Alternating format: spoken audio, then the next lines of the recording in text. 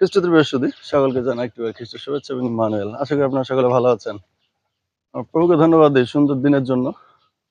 বৃষ্টি পড়ছে যদিও, তারপরও সুন্দর দিন, কারণ গরম ছিল। এক ভাই আমাকে প্রশ্ন করেছেন যে ভাই, অবগণ ছাড়া কি স্বর্গে যাওয়া যাবে কিনা? অবশ্যই, কারণ পবিত্র বাইবেলে কোথাও বলা নাই যে অবগণ ছাড়া আপনি স্বর্গে যেতে পারবেন না। অবগণ হচ্ছে একটি সিম্পটম, একটি প্রতীক যে আপনি সকলের সম্মুখে প্রভু যিশুকে স্বীকার করছেন এবং পিতা পুত্র পবিত্র আত্মার নামে যে পাস্টর বা যিনি ধর্মযাজক তিনি আপনাকে অবগাহিত করছেন সকলের সম্মুখে, আপনি প্রভুকে মুখে স্বীকার করছেন, যার কারণে ওটা হচ্ছে অবগণ নেয় আমরা। কিন্তু বাইবেলে কোথাও বলা নাই যে এটা না নিলে আপনি স্বর্গে যেতে পারবেন না। কিন্তু বাইবেলে এটা বলা আছে যে পরিত্রাণবিহীন কেউ স্বর্গে যেতে পারবে না, এবং পরিত্রাণের পরে কিন্তু জলে আমরা অবগাহিত করি। তিনি আরো বলেছিলেন যে অবগণ কি যে কেউ দিতে পারে কিনা। অবশ্যই, আপনি যদি প্রভু সুসমাচার প্রচার করে থাকেন, আপনি যেখানেই যাবেন না কেন, প্রভু এই দায়িত্ব আপনাকে দিয়েছেন। তিনি বলেছেন তোমরা সমুদয় জগতে যাও, সমস্ত সৃষ্টির নিকট সুসমাচার প্রচার করো, পিতা পুত্র পবিত্র আত্মার নামে তাদেরকে জলে অবগাহিত করো। দেখো, পৃথিবীর যুগান্ত পর্যন্ত প্রতিদিন আমি তোমাদের সঙ্গে সঙ্গে আছি।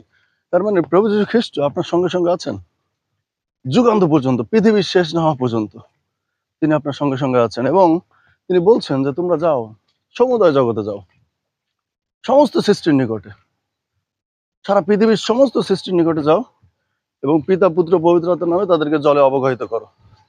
দেখেন, জলে অবগাহিত করা হচ্ছে তারা পরিত্রাণ পেলে সেই পিতা পুত্র পবিত্র আত্মার নামে আপনি তাদেরকে অবগাহিত করতে পারেন সকলের সম্মুখে। হ্যাঁ, বাইবেলের কথা বলে যে কেউ মুখে স্বীকার করে এবং অন্তরে বিশ্বাস করে সে পরিত্রাণ পায় আছে। আপনি প্রভুকে অন্তরে বিশ্বাস করেন কিন্তু সকলের সম্মুখে আপনি স্বীকার করেন না, তাহলে আপনি পরিত্রাণ পান নাই।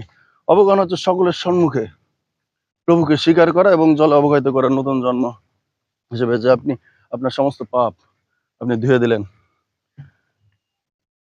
দেখেন, প্রভু পৃথিবীতে থাকতে তিনি যখন ক্রুশের উপর ছিলেন, তার ডান পাশের যে দস্যু ছিল সে কিন্তু পরিত্রাণ পেয়েছিল, শুধুমাত্র সে অন্তরে বিশ্বাস করেছিল, সে কোনো অবগাহিত হয় নাই। অন্তরে বিশ্বাস এবং তিনি স্বীকার করেছিলেন প্রভুর সামনে, কোনো সাক্ষীর প্রয়োজন নাই।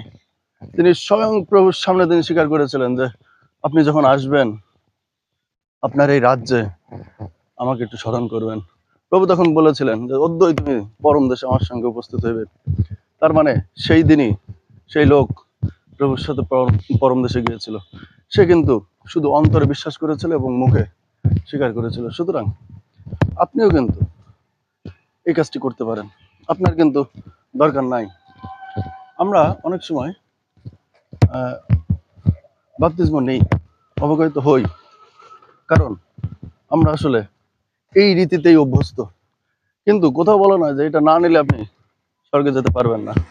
আশা করি উত্তরটা পেয়েছেন। আসুন আমরা প্রভুর গৌরবে নিহিত সুসমাচার প্রচারে উদ্গ্রীব হই।